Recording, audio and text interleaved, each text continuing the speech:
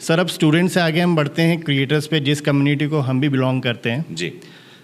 जैसा हमारा ऊपर डिस्कशन चल रहा था कि क्रिएटर्स अपने आप में कोई एक कहेंगे एजुकेशन नहीं है। हाँ जी। ये पैशन है, जुनून। मतलब इसकी कोई कह सकते हैं ना क्लासेस नहीं होती, ये अपने अंदर से आता है। ये हाँ। मतलब आपका कॉल है कि यार मुझे ये करना है। जैसे हाँ।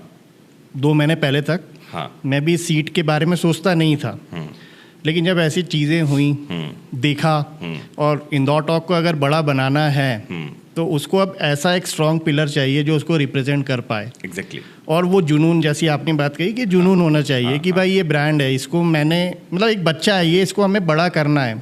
तो बस वही थॉट को लेके हम लोग, पर्टिकुलरली मैं इस फील्ड में आया कि चलिए करते हैं बातें, शुरू करते हैं podcast.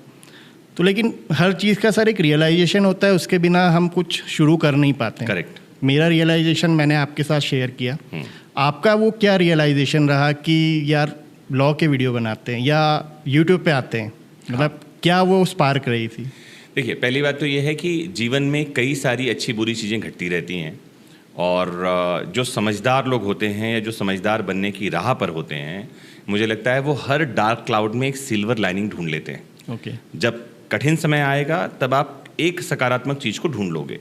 This is all about the life. तो जीवन में बहुत सारी चीज़ें चल रही थी एक साथ, और यूट्यूब तो हम लगातार देख ही रहे थे, फेसबुक पर हम थे ही।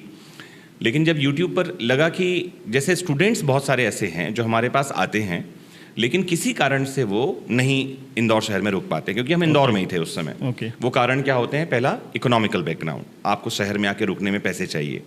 कुछ ऐसी लड़कियां होती हैं जिनको घर से निकलने ही नहीं दिया जाता, वो बाहर आके नहीं पढ़ सकते। फिर कुछ ऐसे बच्चे होते हैं जो कि लॉ ग्रेजुएट कर लिया और कोर्ट में प्रैक्टिस कर रहा है, तो प्रैक्टिस छोड़ के नहीं आ सकता। कुछ ऐसे लोग हैं जो मम्मी पापा को उनके बिजनेस में हेल्प कर रहे हैं, वो नहीं आ सकते। तो हर किसी को क्लासरूम में आकर पढ़ना आसान नहीं है। तो ये बात जब समझ में आई तो मुझे लगा कि क्यों ना एक ऐसा काम किया जाए जहाँ पर मैं जो कुछ हमें पता है उस बात को यूट्यूब पर करके डाल देते हैं, और कुछ लोगों तक पहुँचेगा, 2 लोगों का भी भला हो जाए तो जीवन आसान हो जाएगा। शुरुआत में मैंने रिकॉर्डिंग घर से ही स्टार्ट की। अगर आप मेरे शुरुआती वीडियोस देखें तो उसमें ऑडियो हैं। घर में जब सब सो जाते थे तो रात को 12 बजे, 1 बजे, 1:30 बजे मैंने ऑडियो लेक्चर रिकॉर्ड किए हैं, और उनको यूट्यूब पर खुद ही अपलोड करता था, क्योंकि वीडियो बनाने के बारे में तब तक सोचा नहीं कि वीडियो भी बनाकर डाला जाए या किया जाए। फिर शुरुआती दौर में एक व्यक्ति हैं अविनाश, वो मुझसे जुड़े, जिन्होंने कहा कि हम इसके वीडियो लेक्चर बनाकर डाल सकते हैं। फिर हमने वीडियो लेक्चर रिकॉर्ड करना स्टार्ट किया। सबसे पहले हमने स्ट्रेस मैनेजमेंट पर एक वीडियो बनाया, क्योंकि मैंने देखा है कि बहुत सारे लोगों को प्रॉब्लम ये है, आज भी स्ट्रेस की समस्या भारत में बढ़ती हुई बहुत समस्या है। अगर हम झुर्रियों की बात करें, अगर हम बाल झड़ने की बारे में बात करें, अगर हम स्किन पिगमेंटेशन की बारे में बात करें, जिन सब का मार्केट बहुत बड़ा है, इनके बेस में है स्ट्रेस है, इसके बेस में स्ट्रेस है जिस पर लोग जा नहीं रहे। तो वो अविनाश नाम का एक लड़का था, वो नागपुर का रहने वाला था। उसके साथ हमने बैठकर एक वीडियो बनाया। उस वीडियो को हमने डीवीडी के माध्यम से बना करके मार्केट में उनकी टीम ने सेल किया। तो मेरा पहला DVD course on stress management market में बिका।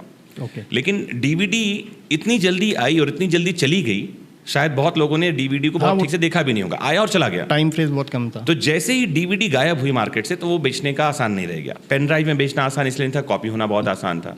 तो मैंने सोचा एक काम करते हैं, इस वीडियो को हम कहाँ डालते हैं? यूट्यूब पे। उसको लोगों ने बड़ा पसंद किया। फिर आपकी टीम से जुड़ना हुआ, अतुल भैया से जुड़ना हुआ, और फिर कारवां बनता चला गया।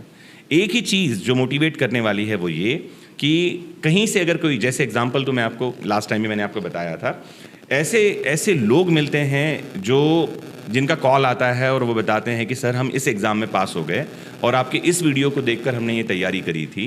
और हम ऐसे परिवार से आते हैं जिनके पास में ना तो बुक खरीदने को पैसा है, ना कोचिंग जाने को पैसा है, तो लगता है कि यार जीवन सफल हो गया।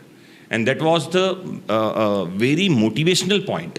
जब ऐसे कोई बच्चे जीवन में सफल होते जाते हैं, वो मोटिवेशन बढ़ता चला जाता है।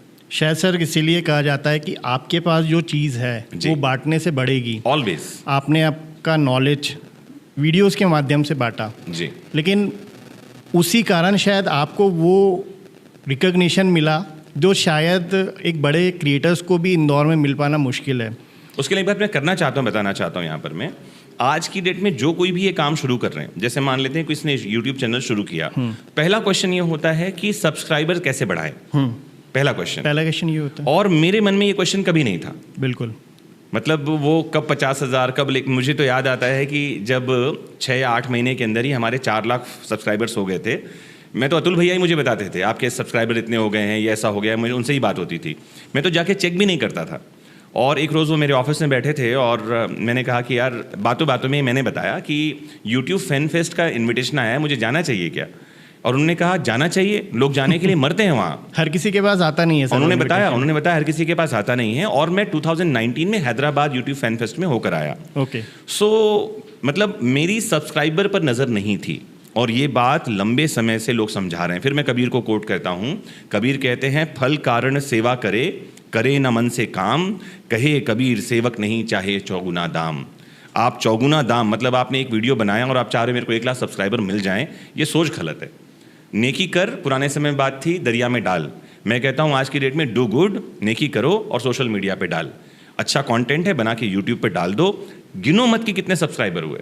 और सबसे खराब बात क्या है पता है? जब आप दूसरे के सब्सक्राइबर गिनते हो। बिल्कुल कंपैरिजन हो रहा है, आप अपने आप को ही कंपेयर कर रहे हो दूसरे। हाँ, जैसे मान लेते हैं आज हमने एक पॉडकास्ट बनाया, इसको हमने अपलोड कर दिया। We should concentrate on content. क्या हम अच्छी बात कर रहे हैं? क्या हम वो बात कर रहे हैं जो लोगों तक जाना चाहिए? क्या लोगों को लर्निंग मिलेगी? या आपकी टीम देख सकती है कि एडिटिंग प्रॉपर हुई है? लेकिन अगर आप और हम, हो सकता है टीम में आपका एक सेल्स या मार्केटिंग का बंदा हो, एक ग्रोथ मैनेजर हो, उसका काम है वो जाकर देखे कितने सब्सक्राइबर हुए, क्या उसका काम है वो। लेकिन आप और अगर हम गिनने लग गए कितने व्यूज़ आए, कितने अच्छे कमेंट आए, हम समय खराब कर रहे हैं। वो समय हम कंटेंट बनाने में दे सकते हैं और अपने आप को ग्रो कर सकते हैं।